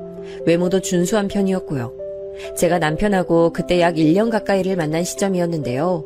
임신 사실을 알고 난 뒤에야 그걸 알게 됐습니다. 남편이 제 존재 자체를 자기 집에 얼린 적이 없다는 걸 말이에요. 난 부모님이랑 떨어져 살고 솔직히 왕래도 거의 없이 지낸 지 오래됐고 연락도 자주 하지 않아. 근데도 우리 부모님께는 오빠 존재를 알고 계셔. 내가 오빠하고 만난다는 사실을 말씀드렸거든. 근데 오빠는 어떻게 내 이야기를 한 번도 집에다가 말을 안 할 수가 있었어? 가족하고 가깝다고 엄청 자랑했던 게 오빠였잖아. 그게 나도 얘기를 한 줄 알았는데 내 착각이었지 뭐야. 얘기한 줄 알고 그 다음부터는 그냥 안 한 거였어. 혹시 내가 부끄러워서 의도적으로 숨긴 건 아니고? 절대 아니야. 내가 너를 왜 부끄러워해? 어디에 내놔도 네가 빠지지 않는 인물인데 이상한 오해 하지 마. 난 절대 너 부끄러워한 적도 없고 그것 때문에 집에 내 얘기를 안 한 적도 없어. 남편은 강하게 주장했지만 글쎄요. 제가 시어머니를 처음 직접 대면하게 됐을 때 왠지 남편이 저라는 인물을 자기 가족에게 알리기 싫어서 그냥 말을 안 해왔던 거라고 생각하게 됐어요. 저를 따로 불러내신 시어머니께서 대뜸 이렇게 말씀하셨거든요. 고졸? 요즘 세상에 최종 학력이 고졸? 참, 미친 거 아니니? 대학은 왜 안 갔어? 제가 그때 집안 사정이 좀 좋지 못해서 대학에 진학할 엄두가 안 났어요. 사정이 좀 좋지 못했으면 어디 그럴싸한 대출부터 알아봤어야지. 아니, 대학생들 그런 걸로 학교 다니는 애들 많은 거 너 몰랐나 봐. 대출이요? 아, 학자금 대출 같은 거요? 아, 저도 그걸 떠올리긴 했었는데 아무래도 집에 빚이 잔뜩 있는 상황인데 대출까지 받으려니까 마음이 편치 못해서 차마 그럴 수가 없었어요. 뭐라고? 빚? 빚이 잔뜩? 아이고, 이거 난리도 아니구나. 빚이 있는 집안의 고졸인데 못 빼어먹은 티내고 싶어 안달이나 혼전 임신까지 덜컥 해버렸다 이거지. 아유, 이런 빌어먹을 걸 다 봤나. 이딴 덜 떨어진 개뼈다귀 같은 천치를 내가 며느리 삼아야 된다는 게 이가 빡빡 깔리는구나. 실제로 시어머니께서는 사납게 눈매를 치켜뜨시고 일을 빡빡 가셨어요. 그 모습이 너무 무서워서 저는 저도 모르게 눈을 아래로 내리깔았죠. 인적 드문 카페에서 시어머니와 둘이 마주 앉아 있던 그 순간이 당시 기준으로 제 인생에서 가장 힘든 시련이었습니다. 아이, 도대체 내가 무슨 죄를 짓고 업보를 쌓아와서 이런 어이없는 꼴을 봐야 되는지 정말 모르겠네. 그 뱃속에 든 게 우리 집안 핏줄이 맞기나 한 건지, 아이, 솔직히 난 의심이 들어서 완벽히 믿을 수도 없어. 그게 무슨 말씀이세요? 저한테 오빠 하나밖에 없어요. 그러니까 의심하셔도 소용없을 거예요. 뭐야? 이거 봐라. 너 그 아가리 안 닥쳐? 어디서 눈을 땡그랗게 뜨고 그딴 맹랑한 발언을 짓거려? 그리고 너, 우리 아들이 어제 그러던데 너 원래 고아였다며? 그 말씀을 하셨을 때 제 심장이 바닥까지 떨어졌다가 간신히 올라온 듯한 느낌이었어요. 너무 당혹스러웠습니다. 제가 임신을 할 정도였으니 남편하고 당연히 깊은 사이가 되어 있었는데 그러면서 저는 제 출생에 관한 얘기도 해준 바가 있었어요. 이런 부분 정도는 나눠도 된다고 판단을 한 거였고요. 남편이 되게 조심스러운 태도로 들어주길래 저는 내심 감동한 기억이 있었건만 그걸 설마 자기 모친에게 홀라당 전할 줄은 몰랐습니다. 또 그걸 두고 시어머니께서 비웃음을 내거실 줄은 더더욱 몰랐고요. 친부모한테 버림받은 천의 고아 출신이고 지금 부모는 그러니까 양부모라며. 아니, 딱 봐도 관상부터 우중충한 게 박복한 팔자를 타고났는데 하필 우리 아들한테 네가 들러붙었구나. 일반적인 방법으론 도저히 안 될 거니까 계획적으로 임신까지 해서 지금 결혼하려는 거고, 이 앙큼하고 천박한 것. 하늘에 맹세하고 말씀드리는데 절대 계획적인 임신 아니에요. 임신 사실 알고 놀라서 저는 그 자리에서 울음부터 터졌었고 막막함과 두려움에 휩싸인 그런 저를 달래서 결혼 얘기까지 먼저 꺼낸 건 오빠였어요. 저는 그저 사실을 말씀드리고자 했을 뿐인데 시어머니께서는 주먹으로 당신의 가슴을 퍽퍽 치시며 통탄하셨습니다. 저 같은 덜 떨어진 것을 며느리로 드리는 게 너무 슬프고 원통하다는 중얼거림을 늘어놓으시며 눈물까지 글썽이셨죠. 그럼에도 저는 어쨌거나 남편하고 결혼했습니다. 뱃속에 들어온 귀한 생명을 책임져야 한다는 결심이 바탕이었고요. 시아버지께선 무척 공사다망하신 분이셨는데 제가 임신했다고 하니까 대수롭지 않게 그럼 결혼을 하는 게 마땅하지라는 식으로 당연하게 반응하셨다고 남편 통해 들었어요. 확실하진 않은데 아마도 바쁘니까 결혼식은 빨리빨리라는 의견도 내셨다는 것 같았습니다. 시어머니만 환장하는 상황이었던 것 같네요. 이 시기 엄마께서는 새로 숨결을 불어넣은 사업을 진행하시느라 눈코 뜰 새 없이 바쁘셨어요. 사이가 소원해진 채로 수년을 보내셨던 아빠와도 어느 정도 화해를 하셔서 함께 일을 하기 시작하셨고요. 이런 기분 좋은 변화와 행보에 제가 제동을 걸고 싶지 않았던 것 같아요. 시댁에서 전적으로 맡아서 결혼을 진행할 의사를 보인 만큼 굳이 친정 부모님께 상황 설명 다 드려가며 도움까지 요청하고 싶진 않았습니다. 결혼을 전제로 만나던 남자친구 사이에서 아기가 생겼고 시댁의 전폭적인 지원을 받아 결혼하게 됐다는 것 정도로만 두 분께 말씀드렸어요. 내 손 맞잡아오던 그 작디 작은 고사리 손 모양이 아직도 눈에 소연연하고 그 감각이 아직 내 손에 남아있는 것 같은데 세월이 이렇게 흘러서 네가 시집을 가고 또 벌써 하나의 엄마가 될 준비를 하고 있다니 사람 인생 흘러가는 속도가 정말 무서울 정도네. 아유, 나 왜 이렇게 눈물이 날 것 같은지. 엄마, 너무 속상해하고 아쉬워 마세요. 난 시집가도 하나의 엄마가 돼도 앞으로 영원히 엄마 딸일 거예요. 엄마가 나를 딸로 여겨주시는 한은 계속 그럴 거예요. 미니야, 너는 내가 가슴으로 내 자식으로 품기로 결심했던 그날부터 쭉 내 딸이었어. 그건 앞으로도 절대 변하지 않을 테니까 우리는 서로가 죽는 순간까지 모녀지간인 거야. 알지? 엄마하고 이런저런 대화를 나눴는데 이상하게 보육원 시절로 돌아가 7살의 제가 되어 친정엄마와 대화를 나누는 것만 같은 착각이 들어 기분이 정말 이상했죠. 저는 아직 제대로 된 어른도 되지 못했건만 벌써 뱃속에 한 생명을 품고 있다는 게 벅차고 감당이 안 돼서 그런 기분을 느꼈습니다. 결혼하고 나서 과연 어떤 일상이 펼쳐질지, 아이를 낳고 엄마가 되면 또 어떻게 달라질지 예상할 수 없어 두렵기도 했지만 한편으론 설레기도 했었는데요. 제게 펼쳐진 건 가시밭길이었습니다. 저는 그 고졸이라는 편협한 단어에 갇혀 있어야 됐어요. 시어머니께서는 주변의 시선, 평판 이런 것들에 굉장히 민감하신 분이었고 인맥관리도 철저히 하시는 분이셨는데요. 그런데 바로 고졸인 저 때문에 도저히 주변에 면이 안 선다는 게 큰 걸림돌이었나 보더라고요. 이런 빌어먹을 걸 다 봤나? 네가 우리 집안에 들어온 이후로 내가 당초에 어딜 가서 떳떳하게 얼굴을 들고 있질 못해. 혼전 임신이라는 것도 충분히 수치스러운데 여기서 만약 고졸이라는 것까지 알려지면 그야말로 개망신일까봐 내가 아예 웬만한 모임을 못 나가고 있어. 네가 이런 내 심정 알기나 하겠니? 거기다가 천의 고아 출신이라는 것까지 떠안고 있으니 존재 자체가 아주 빌어먹었어. 네, 저 때문에 모임 못 즐기시고 못 나가게 되셔서 정말 죄송해요. 혹시 할 거리가 떨어져서 심심하게 되신 거면 제가 뭐라도 같이 해드릴까요? 네가 뭘 같이 해줄 건데? 요게 아주 사람을 살살 약 올리네. 너 어디 불난 집에 기름통들이 붙는 거야 뭐야? 아니, 저는 그냥 일도 그만둔 참인데 어머님께서도 마침 시간이 꽤 남으시는 것 같으니까 동병상련끼리 함께 시간 보내면서 친목 다지면 좋지 않으려나 하는 생각이 들어 그냥 말씀드린 것뿐이에요. 기분 상하셨다면 죄송해요. 기분이야 당연히 상했고 말고. 너 지금 어른 상대로 말장난하자고 기를 쓰고 나오는 거야? 동병상련?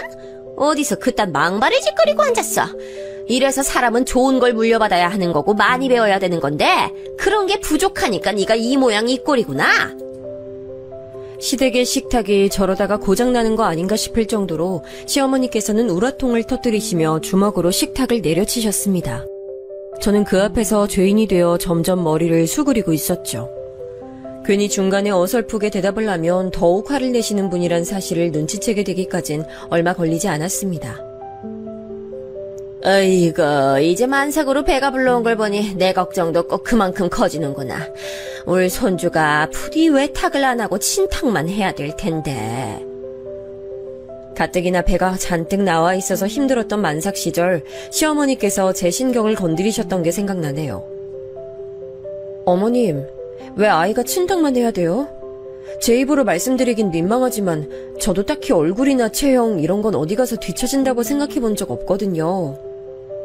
넌 네 친부모가 어떻게 생겼는지도 모르잖아. 그러니까 애가 외탁을 하면 그쪽에서 어떤 유전자를 받아올지 모르는 건데 넌 어떻게 딱 너 하나만 생각하고 말을 해? 아유, 하여간 짧아. 생각이 너무 짧아. 저는 어쨌거나 지금 부모님이 제 유일한 부모님이세요. 만약에 아이가 외탁을 한다면 제 지금 부모님의 성격이나 습관 같은 걸 물려받을 수도 있겠죠. 저는 지금 부모님 밑에서 자랐으니까요. 그게 말이나 된다고 생각하니? 아유, 고졸은 역시 생각하는 꼬라지가 황당하구나.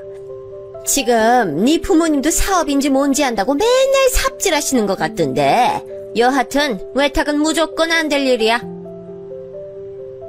이때 뭔가 제대로 한 방 맞은 기분이었어요.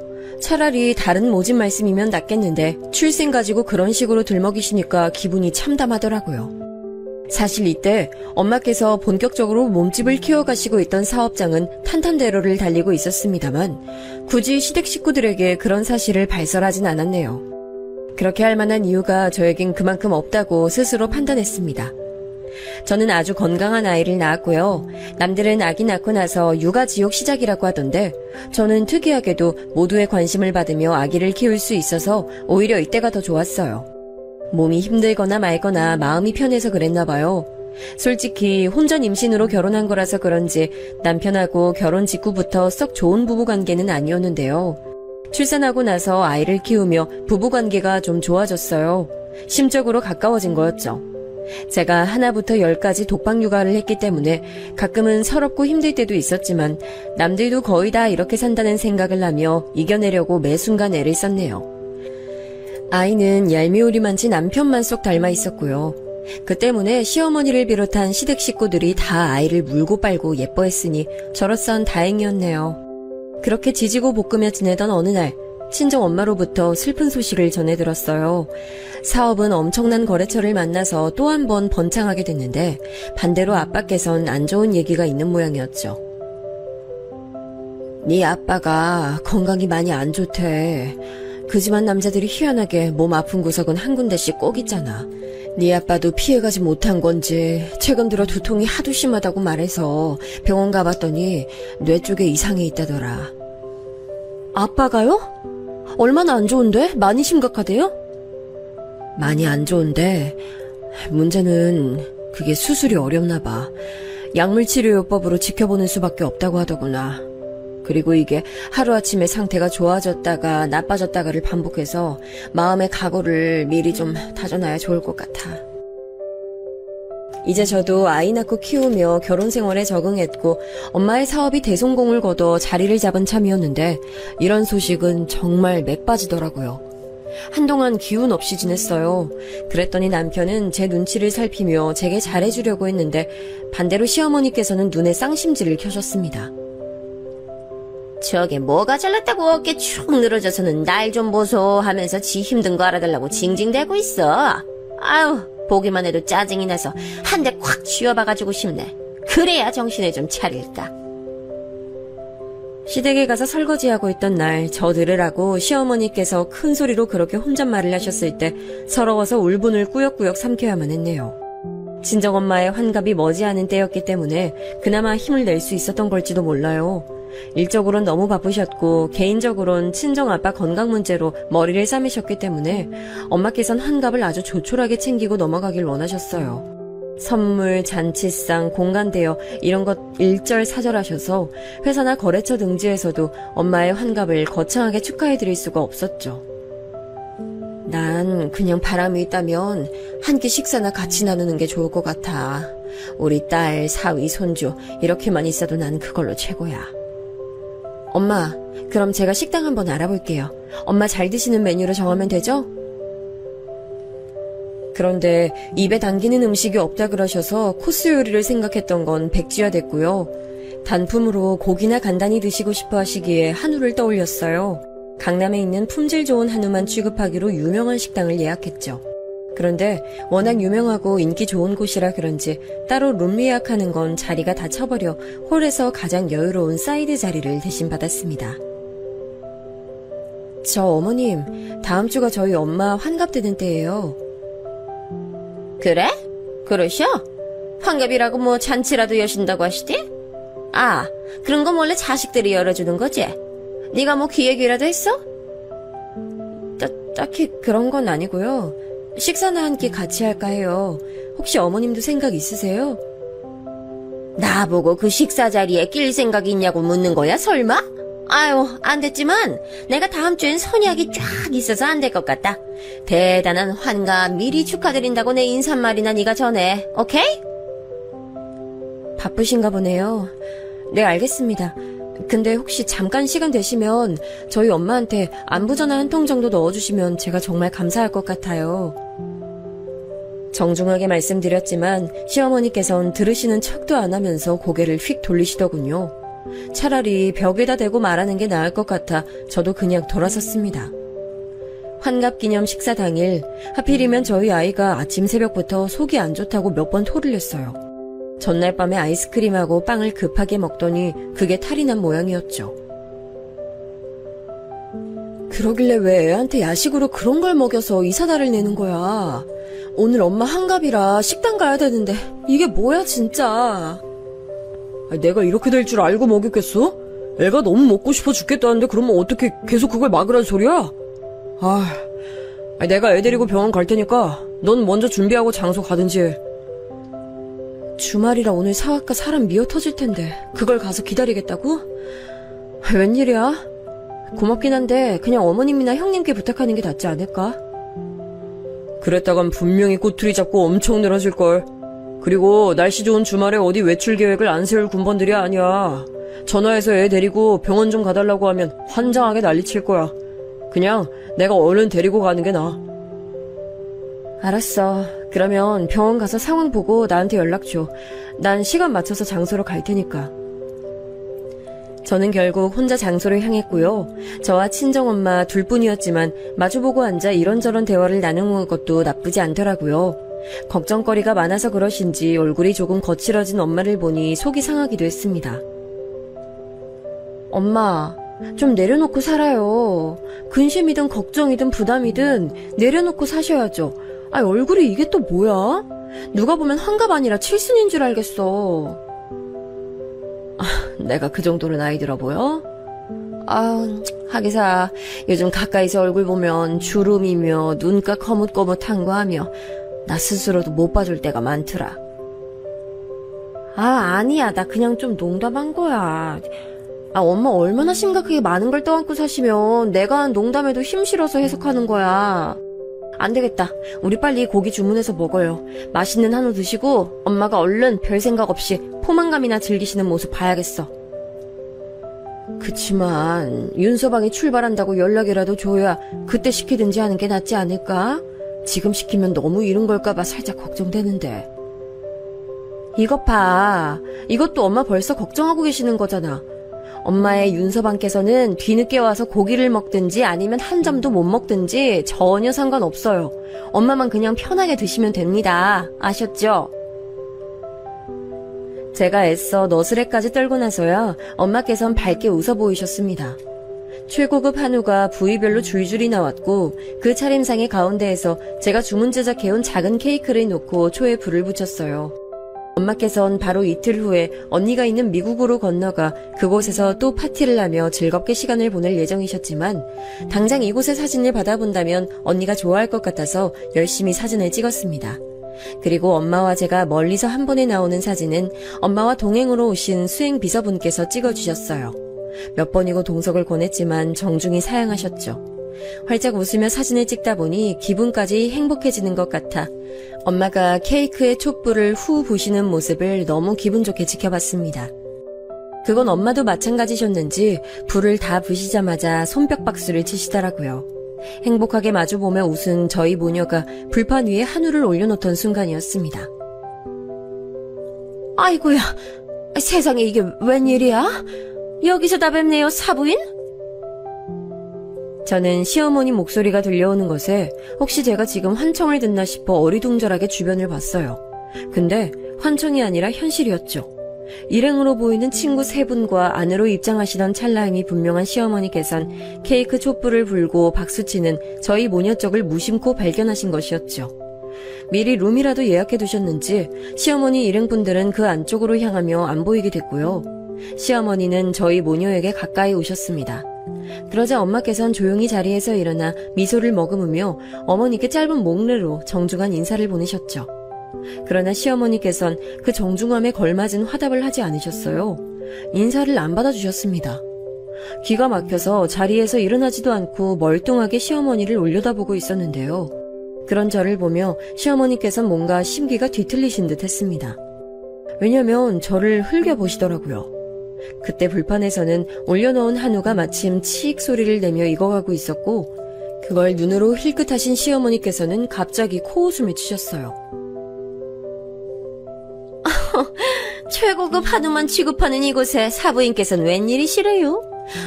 혹시 여기서 일이라도 하세요? 주방은 아닌 것 같고 홀서빙 일 하시나? 그 발언에 제가 너무 놀라 굳어버렸습니다. 그게 말이 되나요? 눈이 있다면 엄마께서 케이크를 두고 이곳에서 조촐한 환갑기념 식사를 하고 계시던 중이었던 걸 당연히 알 수 있는 풍경이었죠. 그럼에도 웬 홀서빙 운운을 하셨다는 건 완전 시비를 거는 것이었죠. 열받은 제가 자리에서 벌떡 일으키던 찰나 벽에 붙어 서 계신 채로 상황을 다 보고 계셨던 수행비서분께서 분노의 일가를 터뜨리셨어요. 이봐요, 아줌마! 지금 감히 이분이 어떤 분이신 줄 알고 입을 함부로 놀려? 저도 깜짝 놀랐고 엄마께서도 놀라셨습니다. 하지만 그 고성을 맞닥뜨린 시어머니만큼 저희가 놀라진 않았죠. 멀끔한 정장을 빼입으신 수행비서분께 난데없는 소리 들으신 것에 시어머니는 도저히 상황이 믿기지 않으셨는지 벌렁거리는 심장 부근을 누르시며 떨리는 목소리를 내셨습니다. 갑자기 누군데 저한테 소리를 질러요? 그리고 이쪽은 제 사부인이고 또 여기는 제 며느리인데요. 제가 익히 아는 사람들이거든. 생판남인 그쪽이 갑자기 튀어나오니까 황당하네요. 대관들 누구세요? 회장님 모시는 수행비서입니다. 저희 회장님께 적절치 못한 언행 보이신다면 제가 좌시하지 않을 겁니다. 저 이곳에서 당장 댁 끌어낼 수도 있으니 다음 발언하시기 전에 참고하시는 게 좋을 겁니다. 아줌마. 수행비서분께서 정말 깔끔하게 일격을 날리시더라고요. 너무 멋있어져 저도 모르게 잠시 입을 벌리고 멍하게 있었네요. 반면 엄마께선 은은하게 미소만 지으시더군요. 그때 시어머니께선 휘청거리며 믿을 수 없다는 눈길로 엄마를 응시하셨어요. 내가 뭔가 잘못 들었나? 회장님이라니요? 사부인께서 그러면 설마 정말 어디 회장님이라도 되신단 말이에요? 네, 맞아요. 어머님, 저희 엄마는 아주 번듯한 제조업체 회장님이세요. 그리고 여기 계신 분은 수행비서님 되시는 거 맞고요. 사부인이 회장님이라고? 아유, 그럴 리가 없는데 이게 대체 어떻게 된 영문이야? 그럼 네가 회장님 딸이라는 얘기잖아. 현실을 부정하고 싶으신 건지 시어머니께선 자꾸만 고개를 흔들며 말씀하셨는데요. 그 모습을 물끄러미 바라보시던 엄마께서는 가라앉은 목소리로 이런 말씀을 건네셨습니다. 제가 회장직 달고 있는 사람이니 저희 딸은 그렇다면 당연히 회장 딸이 되겠죠.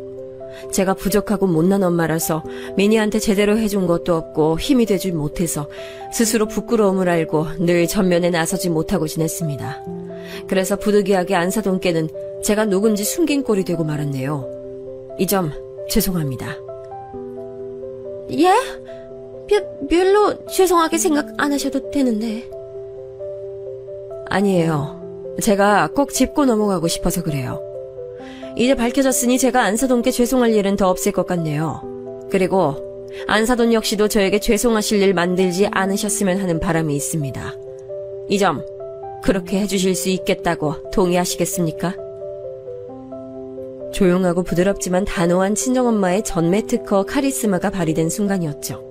시어머니께선 이제 완전히 혼이 빠지신 몰골이 되어 멍하게 고개만 위아래로 흔드시는 게 다였습니다.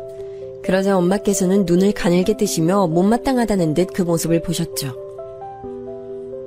확실히 동의하신 것인지 제가 확인하기 어려운데요. 직접 소리내어 말씀해 주시면 좋겠네요. 그렇게 해주실 수 있죠, 안사돈? 예? 물론이죠. 앞으로 죄송할 일은 제가 만드는 법이 없을 겁니다. 믿겠습니다. 제가 염두에 둔 그 죄송할 일이라는 게 제 딸 민희를 말하는 것임을 안사돈이 모른 척 하실 만큼 우매하다고 여기진 않아요. 앞으로 좋은 사돈지간 그리고 좋은 고부관계에 이어지길 기대할게요. 그럼 이만 자리 비켜주시겠어요? 딸과 오붓한 시간 더는 방해받고 싶지 않네요. 엄마는 고요한 음성으로 말씀하셨고 시어머니께서는 어느덧 얼굴이 잘 익은 홍시처럼 되신 채로 급하게 고개를 꾸벅 하시더니 돌아섰어요. 그런데 그때 보니까 시어머니 일행 되시는 분들이 룸에 안 계시고 다들 홀에 나와서 여길 구경하고 계셨더라고요. 아마 대화를 다 들으셨을 테지요. 돌아서시고 그 일행분 발견하신 어머니께서는 눈에 띄게 흠칫하시더니 이내 그분들에게 짧게 뭐라고 말씀을 전하시곤 황급히 출입구 쪽으로 사라지시더라고요. 상황이 지금 감당이 안 될 것 같으니 도망을 택하신 것이었죠. 저는 잘 익은 최고급 한우 고기를 친정엄마와 구워 먹으며 도란도란 대화를 나누는데요. 지금까지 제가 굳이 밝히지 않았던 시어머니와의 각종 이야기들을 그 자리에서 엄마께 많이 털어놨습니다. 미니야, 앞으로는 절대 당하지도 참지도 마. 엄마야말로 인내의 달인 아니에요? 그러신 분이 왜 나한테 참지 말라 해? 참는 게 능사는 아니지만 그래도 많은 갈등 상황을 넘길 수 있게 해줘서 난 적절히 참으면서 지내려고 해요. 그렇다고 해서 절대 내가 당하고 사는 건 아니니까 너무 걱정 마시고. 그건 남한테나 적용하는 얘기지. 내 새끼가 꾹 참고 산다고 생각하면 내가 분하고 가슴이 찢어질 것 같아 그래. 그러니까 앞으로는 절대 참으면서 살지 않기야. 내가 환갑 선물로 그걸 약속해주면 너무 좋을 것 같아. 그렇게까지 말씀하시면 알겠어요. 앞으로는 참으면서 살지 않겠다고 약속드릴게요. 뭉클하면서 울컥하더라고요. 무조건적인 제 편이 있다는 사실을 확인해서 그랬나 봐요. 그리고 저는 엄마와 제가 영원한 모녀지간이라는 사실이 불변하듯 피로 이어지지 않았다는 사실 역시 자명했기에 뭔가 특별한 유대감이라는 게 있는 것 같다 생각을 했습니다.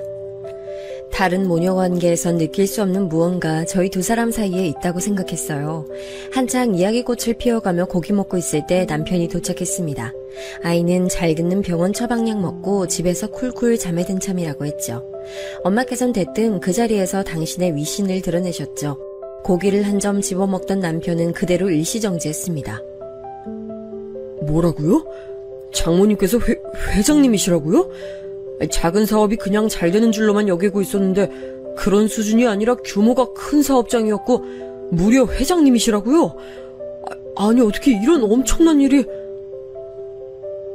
그렇게 됐으니까 윤서방이 앞으로 난 더욱 우리 딸 민희 옆에서 잘 지켜주고 다독여주고 위해줄 거라고 믿어도 될까? 당연하죠, 장모님. 우선 제 절부터 받으십시오. 그간 제가 몰라 뵙고 저지른 무례가 있다면 너그럽게 용서해 주세요. 남편은 허둥지둥하면서 자리에서 일어났고 제가 말릴 새도 없이 바닥에 엎어져서 엄마께 절을 올렸어요. 아주 순식간에 일어난 일이었네요. 처음 보는 그 면모가 황당하긴 했지만 싫은 느낌은 아니었습니다. 그 이후로 아빠께서는 다행히도 더 악화되진 않으셨고요. 엄마께서는 차질 없이 미국에 다녀오셨습니다.